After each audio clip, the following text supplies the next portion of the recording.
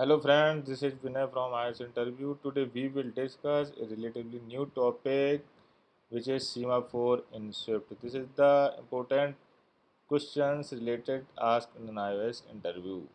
So moving further on the video, if you did not subscribe my channel till now, then please subscribe it and press the bell icon for getting such type informative video related iOS interview. So moving further on the video, think different. This is code by Steve Jobs. Topics we will cover on this video are what is semaphore, initialization, wait, signal, and conclusion. What is semaphore? A semaphore in Swift provided by the Grand Central Dispatch GCD framework is a synchronization tool used to control access to a shared resource by multiple threads in a concurrent execution environment. It's essentially a counter that tracks the number of available resources or slots. Its primary functions are to signal and wait, which are used to control access to the shared resource. Here is a breakdown of how a semaphore works in Swift. So, friends, number one is initialization. A semaphore is initialized with a specific number of resources or slots. This number indicates how many threads can access the shared resource simultaneously. Like let semaphore equal to dispatch semaphore value n. Here n is the number of resources available. Number two, wait. Before a thread accesses the shared resource, it must call the wait method on the semaphore. This method decreases the semaphore's counter.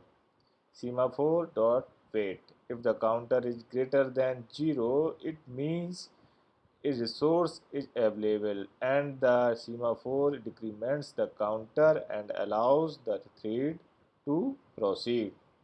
If the counter is 0, no resources are available and the calling thread is blocked until a resource becomes available. That is until the semaphore's counter is greater than 0. Number 3, signal. After a thread has finished using the shared resource, it calls the signal method on the semaphore. This method increases the semaphore's counter. Semaphore dot signal. Incrementing the counter indicates that a resource has been freed up. If there are threads waiting blocked on a wait call, one of them will be unblocked and allowed to proceed.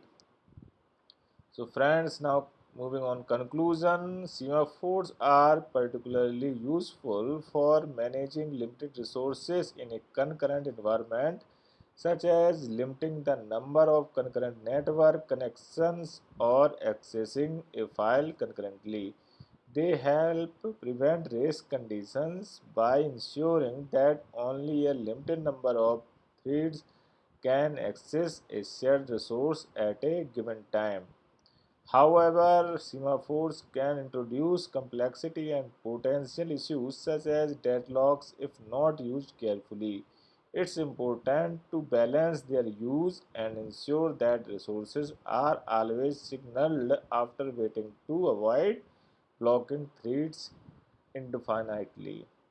So friends, thanks for watching. Please like, share and subscribe for getting such type informative video related iOS interview. Thank you.